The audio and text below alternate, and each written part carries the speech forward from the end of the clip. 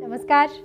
श्रीमद् वाल्मीकि रामायण अखंड पाठ में आज हम पढ़ेंगे द्वादश सर्ग, यानी कि 12वां सर्ग अरण्यकांड से ही। और इस सर्ग में है श्री राम, लक्ष्मण, सीता तीनों का अगस्त्य मुनि के आश्रम में प्रवेश, वहाँ पर मुनि द्वारा उनका आदर सत्कार और अगस्त्य मुनि उनको विशेष दिव्य अस्त्र प्रदान करते हैं जो आगे श्री राम के लिए युद्ध में बहुत काम आते हैं। तो चलिए प्रारंभ करते हैं आज का पाठ।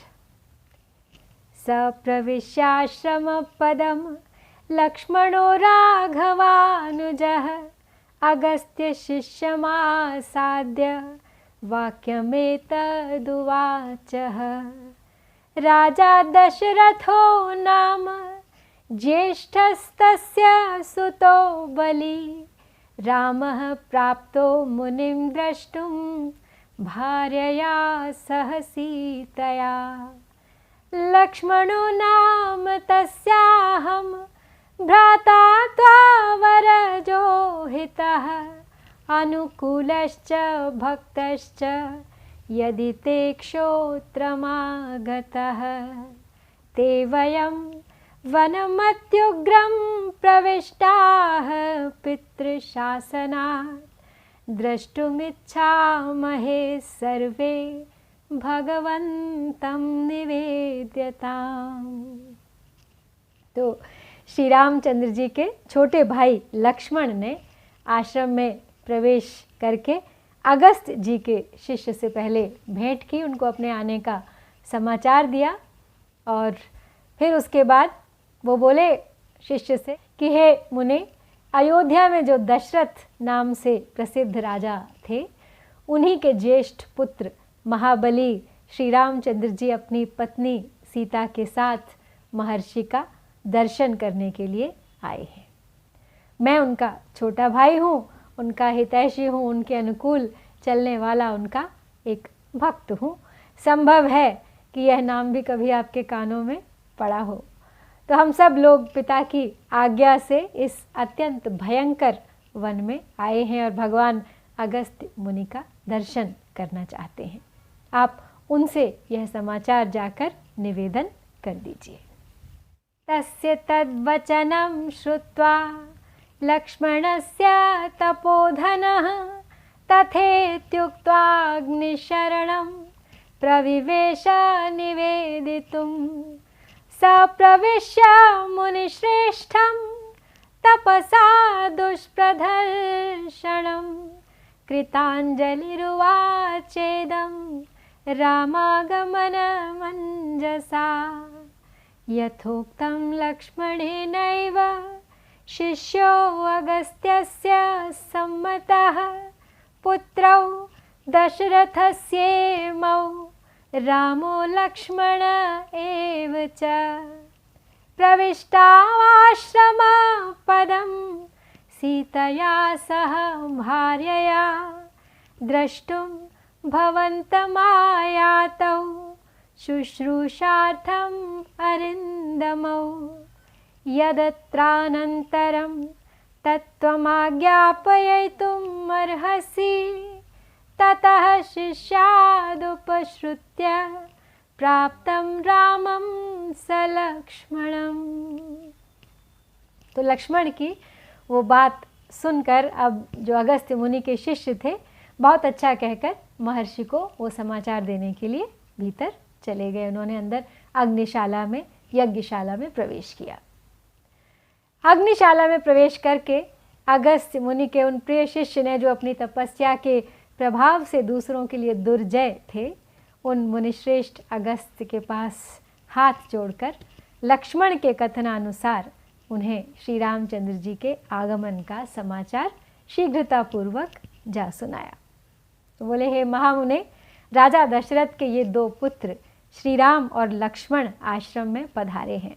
श्री राम अपनी धर्मपत्नी सीता के साथ हैं। वे दोनों शत्रु दमन वीर आपकी सेवा के उद्देश्य से आपका दर्शन करना चाहते हैं। अब इस विषय में जो कुछ कहना या करना हो, इसके लिए आप मुझे आज्ञा दीजिए। तो शिष्य से लक्ष्मण सहित श्री राम और महाभाग विदेह नंदिनी सीता के शुभागमन का समाचार सुनकर महर्षि ने इस प्रकार कहा। बोले, वैदेहीं च महाभागामिदं वचनम् अब्रवीत् दिष्ट्या रामश्चिरस्याद्य द्रष्टुं मां समुपागतः मनसा काङ्क्षितं ह्यस्य मयाप्यागमनं प्रति गम्यतां सत्कृतो रामः सभार्यः सह लक्ष्मणः प्रवेश्यतां समीपं मे किमसौ न प्रवेशितः एवमुक्तस्तु मुनिना धर्मज्ञेन महात्मना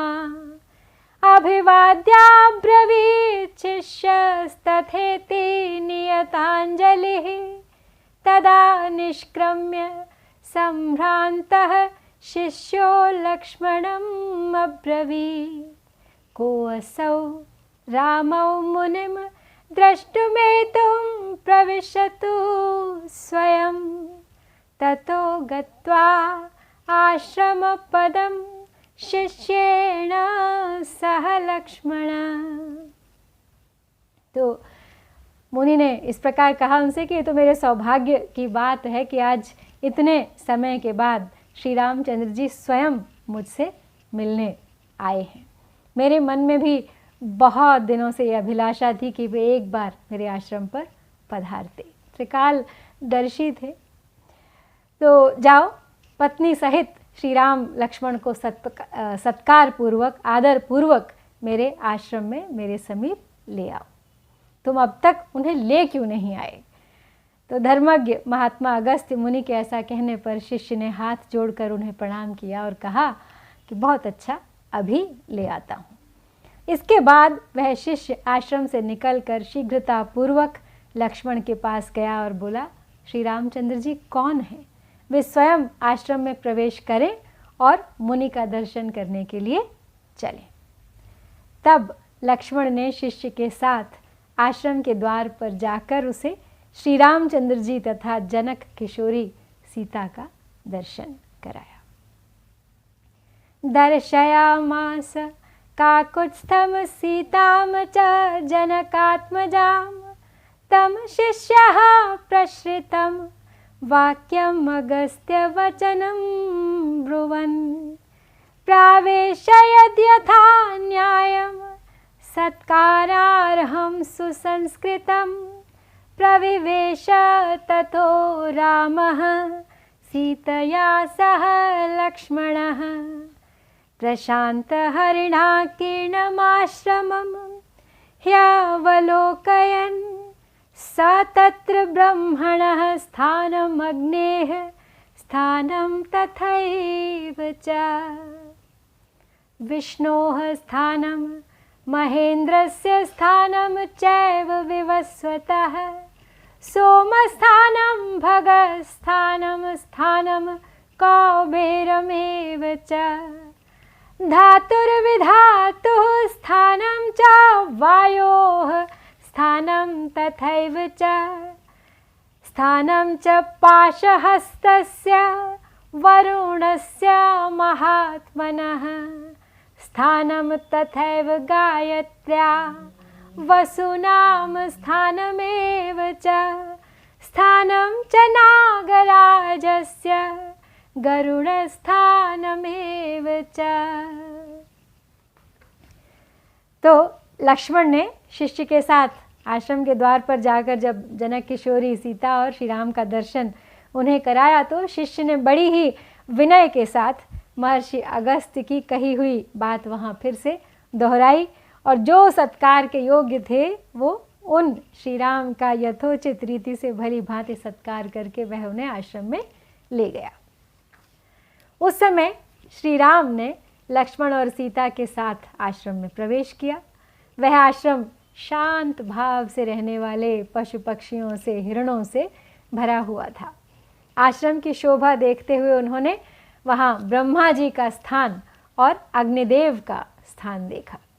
फिर क्रमशः उन्होंने भगवान विष्णु, महेंद्र, सूर्य, चंद्रमा, भग, कुबेर, धाता, विधाता, वायु, पाशधारी महात्मा, वरुण, गायत्री, वसु, नागराज, अनंत, गरुड़, कार्तिकेय तथा धर्मराज के पृथक पृथक यानी अलग अलग स्थानों का निरीक्षण किया।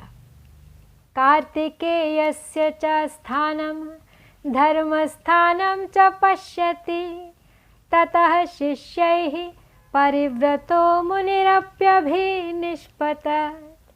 तं ददर्शाग्रतो रामो मुनीनां दीप्ततेजसाम्, अब्रवीत् वचनं वीरो लक्ष्मणं लक्ष्मीवर्धनं।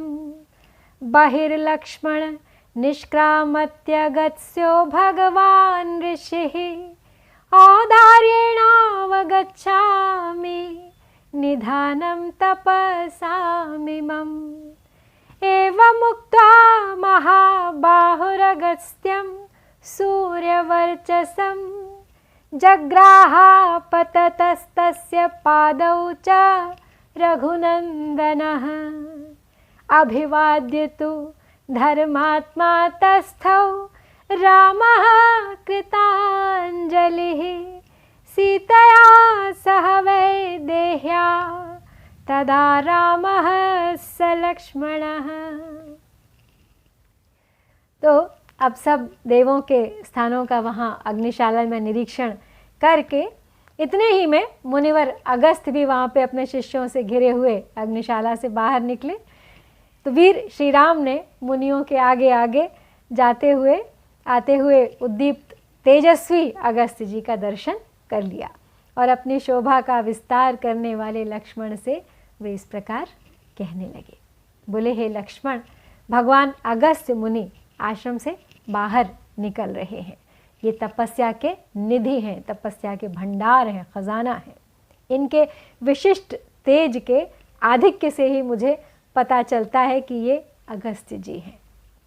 तो सूर्य तुल्य तेजस्वी महर्षि अगस्त्य के विषय में ऐसा कहकर महाबाहु रघुनंदन ने सामने से आते हुए उन मुनीश्वर के दोनों चरण पकड़ लिए, जिनमें योगियों का मन रमण करता है अथवा जो भक्तों को आनंद प्रदान करने वाले हैं।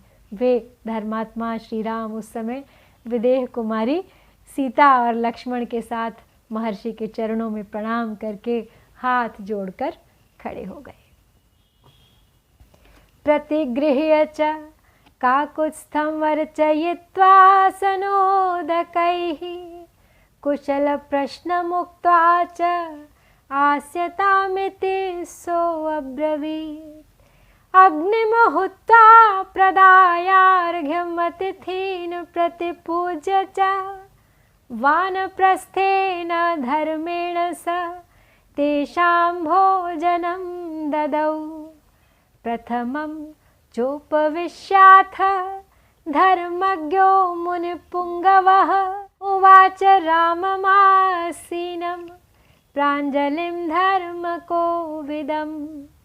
अग्निमहुत्वा प्रदार्यार्घ्यमतिथिं प्रतिपूजयेत्, अन्यथा खलु काकुत्स्थतपस्वी समुदाचरन् दुःसाक्षीव परे लोके स्वानि मांसानि भक्षये।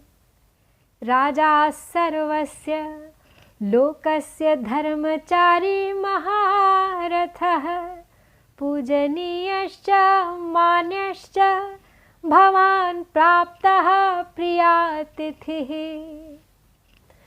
तो महर्षि ने भगवान श्री राम को अपने हृदय से लगाया, उन्हें आसन दिया, जल पाद्य अर्घ्य इत्यादि सब देकर उनका बहुत ही अच्छी तरह से आतिथ्य सत्कार किया और फिर कुशल समाचार पूछकर उनसे बैठने को कहा। तो अगस्त्य जी ने पहले अग्नि में आहुति दी और फिर वानप्रस्थ धर्म के अनुसार अर्घ्य दे अतिथियों का भली भांति पूजन करके उनके लिए भोजन तैयार किया। तो धर्म के ज्ञाता मुनिवर अगस्त्य जी पहले स्वयं बैठे और फिर धर्मज्ञ श्री रामचंद्र जी हाथ जोड़कर आसन पर विराजमान हुए। और इसके बाद महर्षि ने उनसे कहा कि हे काकुत्स्थ, वानप्रस्थ को चाहिए कि वह पहले अग्नि को आहुति दे, तदनंतर अर्घ्य देकर अतिथि का पूजन करे, और जो तपस्वी इसके विपरीत आचरण करता है उसे झूठी गवाही देने वाले की भांति परलोक में अपने ही शरीर का मांस खाना पड़ता है। तो आप संपूर्ण लोक के राजा, महारथी और धर्म का आचरण करने वाले हैं, तथा मेरे प्रिय अतिथि के रूप में आप इस आश्रम पर पधारे हैं। अतएव आप हम सब लोगों के लिए माननीय हैं, पूजनीय हैं। तो ऐसा कहकर महर्षि अगस्त्य ने फल, मूल, फूल, अन्य उपकरणों से इच्छा अनुसार भगवान श्री राम का पूजन किया, और तत्पश्चात अगस्त्य जी ने उनसे इस प्रकार कहा। एवं उक्त्वा फलैर्मूलैः पुष्पैश्चान्यैश्च राघवं पूजयित्वा यथा कामं ततो अगस्त्यम् अब्रवीत्। इदं दिव्यं महच्चापं हेमवज्रविभूषितं वैष्णवं पुरुषव्याघ्र निर्मितं विश्वकर्मणा। अमोघः सूर्यसङ्काशो ब्रह्मदत्तः शरोत्तमः दत्तौ मम महेन्द्रेण तूणीचाक्षय्यसायकौ सम्पूर्णौ निशितैर्बाणैर्ज्वलद्भिरिव पावकैः महाराजतकोशो अयं सिरहेम विभूषितः। अनेन धनुषा राम हत्वा संख्ये महासुरान् आजहार श्रियं दीप्तां पुरा विष्णुर्दिवौकसाम्। तद्धनुस्तौ च तूणी च शरं खड्गं च मानद जयाय प्रतिगृह्णीष्व वज्रं वज्रधरो यथा। एवमुक्ता महातेजाः समस्तं तत्वरायुधं दत्त्वा रामाय भगवान् अगस्त्यः पुनरब्रवीत्। तो महर्षि अगस्त्य बोले, हे पुरुष सिंह, यह महान दिव्य धनुष विश्वकर्मा जी ने बनाया है। इसमें सुवर्ण और हीरे जड़े हुए हैं। यह भगवान विष्णु का दिया हुआ है, तथा यह जो सूर्य के समान दैदीप्यमान अमोघ उत्तम बाण है, ब्रह्मा जी का दिया हुआ है। इसके सिवा इंद्र ने ये 2 तरकश भी दिए हैं, जो तीखे और प्रज्वलित अग्नि के समान हैं और तेजस्वी बाणों से सदा भरे रहते हैं, कभी खाली नहीं होते। तो साथ ही यह तलवार भी है जिसकी मूठ में सोना जड़ा हुआ है। मूठ जो पकड़ने वाली जगह होती है, इसकी म्यान भी सोने की ही बनी हुई है। तो हे श्री राम, पूर्व काल में भगवान विष्णु ने इसी धनुष से युद्ध में बड़े बड़े असुरों का संहार करके देवताओं की उद्दीप्त लक्ष्मी को उनके अधिकार से लौटाया था। तो हे मानद, आप यह धनुष ग्रहण कीजिए। ये दोनों तरकश, ये बाण और ये तलवार, सब आप इन्हें प्राप्त कीजिए और राक्षसों पर विजय पाइए। ठीक उसी तरह जैसे कि वज्रधारी इंद्र वज्र ग्रहण करते हैं, आप भी इन्हें ग्रहण कीजिए। तो ऐसा कहकर महान तेजस्वी अगस्त्य मुनि ने वे सभी श्रेष्ठ आयुध श्री रामचंद्र जी को सौंप दिए, और तत्पश्चात वे फिर आगे श्री राम से कुछ इस प्रकार कहने लगे। लेकिन अब आगे की जो उनकी बातचीत है उसे हम पढ़ेंगे अगले सर्ग में। इस प्रकार श्री वाल्मीकि निर्मित आर्ष रामायण आदि काव्य के अरण्य कांड में यह 12वां सर्ग यहाँ पर समाप्त होता है। इत्यार्षे श्रीमद् रामायणे वाल्मीकिये आदि काव्ये अरण्य कांडे 12 सर्गः। ओम श्री सीतारामचंद्राभ्यां नमः।